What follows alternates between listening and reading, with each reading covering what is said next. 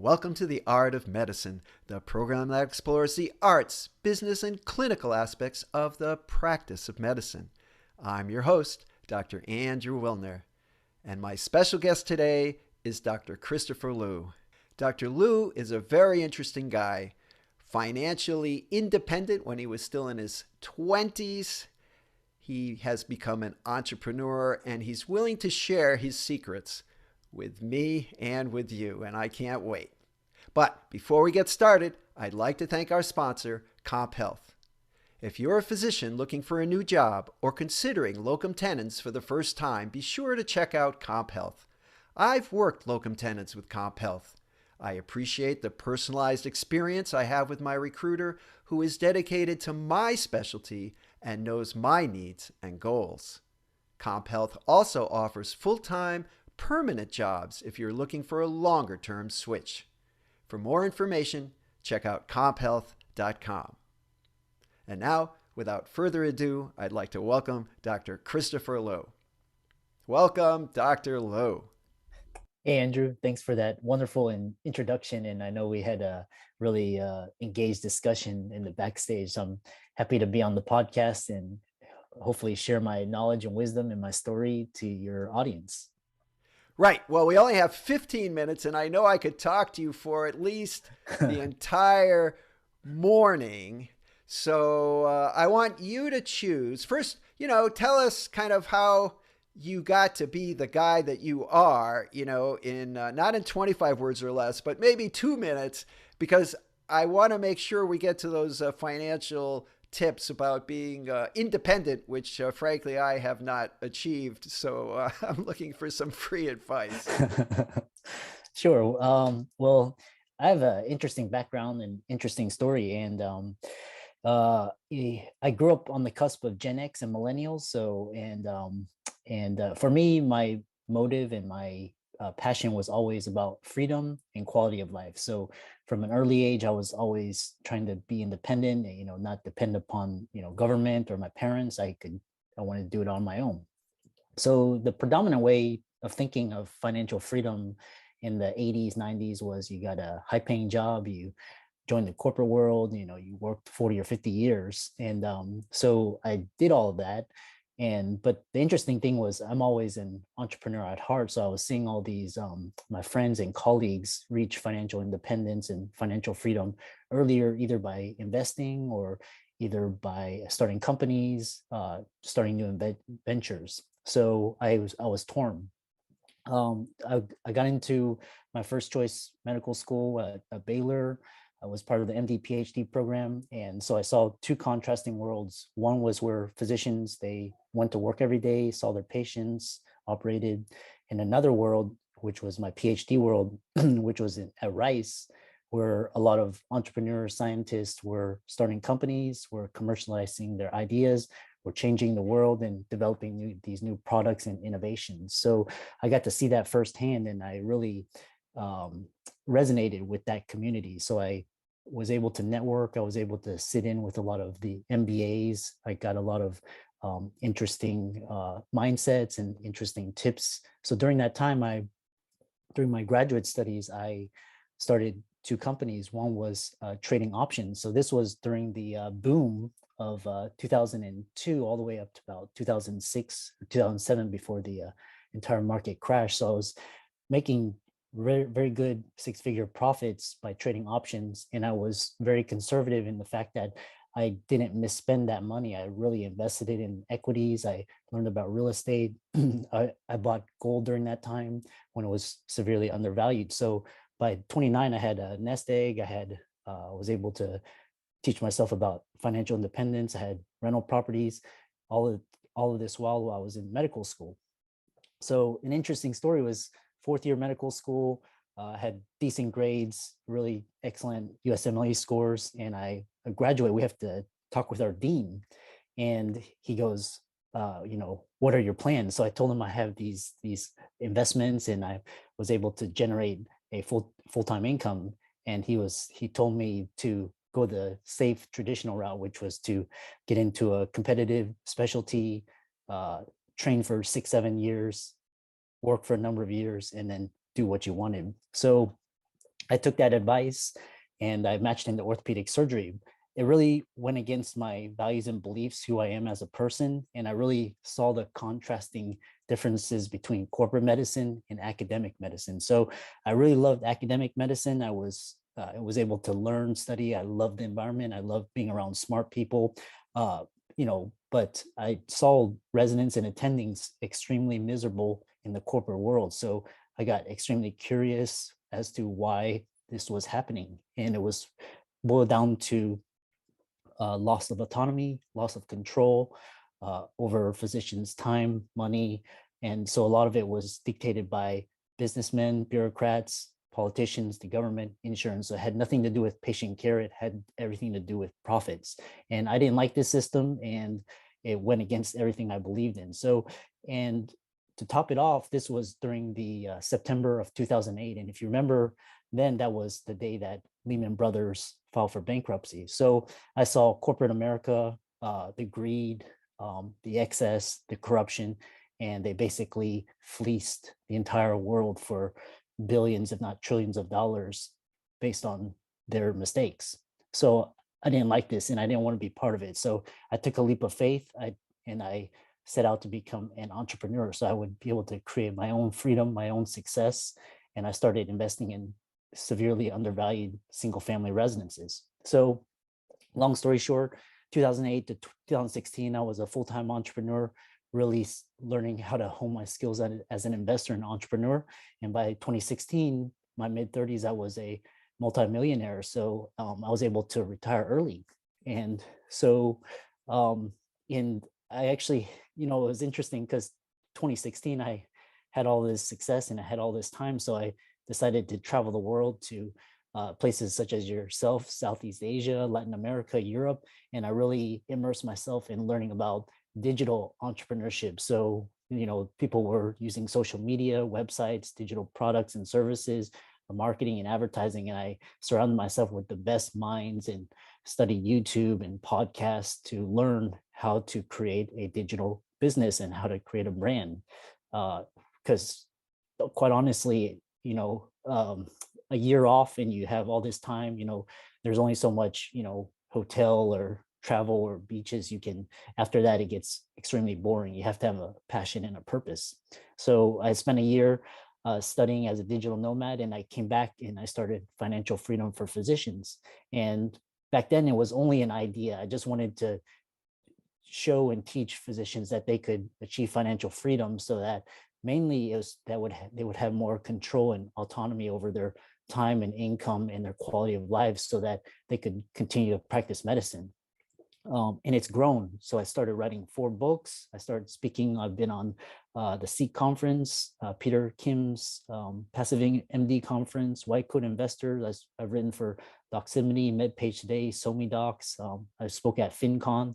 So it's really grown. And what's interesting was my passion was to really just so that physicians could have more autonomy and control. But a lot of physicians are now starting their own companies and their businesses, and they're doing things outside of medicine. So that's been really wonderful to see, and to see the fruits of people such as yourself and all of our collective efforts, so that we can empower physicians that they can take back control. So that's my story in a nutshell, and I'm happy to go from there. Wow. Well, thank you. We've talked before, but I never sort of had the whole picture of how this guy got to be where he is. So certainly very self-motivated, willing to put in the work, and willing to. I think that expression is like dance to a different drummer. You saw what everybody else is doing, but you didn't say, "Oh, I've got to do that because that's what everybody else is doing." When I was in training, I think every ounce of my energy was just devoted to trying to figure out how to be the best doctor I could be. Mhm. It never really dawned on me that there were other opportunities other than studying. And Mhm. I figured, well, financially, I'll just earn what I can earn. And but those days were different. Doctors were treated differently. I think, relatively speaking, they were a little higher income than they are now. The plumber didn't make more than the doctor. It was a Mhm. little bit different. And that was never a priority. But I think, today times are different, and doctors in many cases uh, have become a commodity Hmm. and viewed interchangeably. And, when I researched my book about locum tenens, which has grown enormously, it used to be, why would you want to work here and work there? It was looked upon with some disdain. And now there are over 50,000 doctors working locum tenens. And I saw there, it's all about data. In 2016 was the first time, you may know this, that more doctors were employed than Hmm. self employed. Yeah. It used to be, as a physician, you had your own building, right? You invested in your office building, and then you paid yourself rent, and you developed your brand in your community. And that Hmm. was kind of a lifetime investment typically. You didn't bounce from here to there. But as soon as you became an employee with a 1 year contract, which is what I have, you know, it's there's not that same sense of putting down roots because the loyalty it's not built in. It certainly can occur, and I'm very loyal to my institution. I think it's wonderful, and I hope it's mutual, but it's not built in the way it used to be. Hmm. So, who is your target audience? Me, for example, am I too old to learn anything from you? Is it too late? Or who are you trying to help? Well, my niche audience is physicians, and no physicians is actually too old, or as a saying, you always, like, for example, a lot of my clients are I was initially working with mid to late stage career physicians, um, before and during the pandemic, and this was a result of speaking in front of those types of audiences. Now that we have a YouTube channel, and we have a blog, and we have the Financial Freedom for Physicians podcast, a lot of medical students, residents, early career attendings are starting to come on as my client cohort. So that's really interesting to see. And I think it's a combination of, one is demographics, two is just in terms of the timing. So a lot of, after the pandemic, it really um, made physicians wake up to the fact that they have to start thinking about their financial futures, and it may not be solely dependent upon their job, or so they start to think about that. So now that cohort is starting to come on the board. So, just in case everyone in the audience doesn't watch till the very end, how can people get in touch with you? Sure. Number one way is go to my website, and we've done a lot of work to ramp it up and really scale it up. And so go to www.drchrislewmdphd.com. You can search for me on Google. It'll show up. It's the number one ranking site. We have our YouTube channel. We're really growing that out, and our podcast as well, Financial Freedom for Physicians podcast. Other than that, I'm on social media: Twitter, Instagram, TikTok, Facebook. We have a private Facebook community. So I'm on all the channels, LinkedIn as well. So, reach out to me, and we'll find a way to get in touch with you. All right, so hypothetically, I send you an email, Chris. I'm not financially independent. I'm looking for financial freedom. Help. What happens next? Well, one is, first thing is, we have, we'll direct you to, our podcast. We have right now 45, 46 episodes out, approaching 50. On YouTube, we have over 100 videos talking about financial freedom. Our blog is, over 50 articles. It's increasing. We're starting to produce 1 to 2 blog articles per day. So start with Per there. day. Whoa. Yeah. So we have actually a large backlog. So our editor is working behind the scenes trying to get it one to get up to speed. So um, so from there, you give us, you subscribe to our newsletter, your email will reach out to you. If you feel like, so we have three types of intro um, calls. One is the 15-minute, very simple, tell us your story, see if we can develop a strategy. Some people need a little bit more after that. So we have the 30-minute and 1 hour. And then, if you want to work with us, we have group coaching and private one-on-one coaching. So it really depends. Like, for example, I had a client last week, 15 minutes. He's very financially savvy, business savvy. So all he needed was 15 minutes. Whereas, a recent client of mine, she's financially independent, but she's trying to reach financial freedom. So she's looking at all these different options, whether she should blog or podcast or do consulting or writing. So those take a little bit more time. We work a lot with mindsets as well, ideas about money, because it's surprising, but a lot of physicians, they don't have good financial habits, or they're just brought up around money in a different way. So it's really interesting to see those types of, and we try to work with them, their money mindset, and then we try to create a plan and implementation for them to start achieving. So first thing is, start saving a lot. So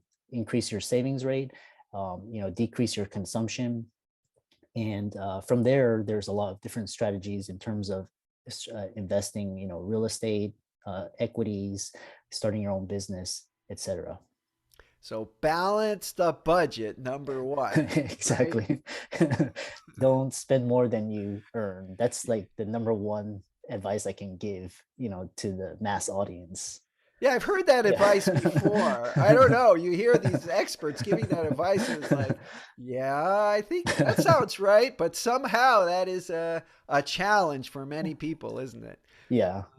So Surprisingly. Well, what I really appreciate is you're not saying that to physicians, leave that career that you work so hard, to develop and, become a restaurateur or, a venture capitalist. And because physicians do that, but you're looking at financial freedom as a way to support physicians in their chosen career so that they can ride out the bumps and be more selective where they work, and kind of turn the tables a little bit mhm. and say, when you can walk away from a deal, it gives you a lot of power. And when they say, you need to do X, Y, and Z, you say, well, I'll do X, but I'm not doing Y and Z. And they say, oh, no, you need to do it. They say, well, bye. I'll go where I can do X. That's what I want to do. And all of a sudden, you may find that, oh, that's okay. It's because now you have the upper hand because you don't have to have that paycheck that comes every 2 weeks. You can miss a few of them, without the repossessors hauling away the car and the house. So I think that's really important that people kind of underrate the power of that kind of financial freedom. So once again, tell me your website. It's www.dr.chrislewmdphd.com. And if you have trouble getting there, just go to Google and search Christopher Liu or Christopher H. Liu, MD, PhD, and my website is the top ranking site on that search term. Yeah, I'll second that. In fact, just before we Yeah. went on the air, I searched you just to see what people were saying, and sure enough, you popped right up. So before we close, is there anything you'd like to add, Chris? Well, thanks so much for having me on this podcast. It's actually been quite a journey, and it's from one idea, just financial freedom and empowerment, to doing these podcasts with yourself and others, and it's been so wonderful to see the community grow. Well, Chris, thanks so much for sharing your expertise, and I'm sure that people who are interested in pursuing this further now have another excellent resource, and I want to thank you for that. Thanks so much, Andrew. Appreciate you having me. Yep, thanks for being on The Art of Medicine. Well, I'd like to thank Dr. Christopher Liu for a great discussion and those helpful tips. I think he's a terrific resource, and you ought to look him up if you think he'll be helpful. And now, before we close, I'd like to give another thanks to our sponsor, Comp Health. At Comp Health, you can talk with a recruiter who knows your specialty and will actually get to know you and your goals. Consider starting your personalized job search at comphealth.com. Again, that's comphealth.com. Thanks for watching and see you next time.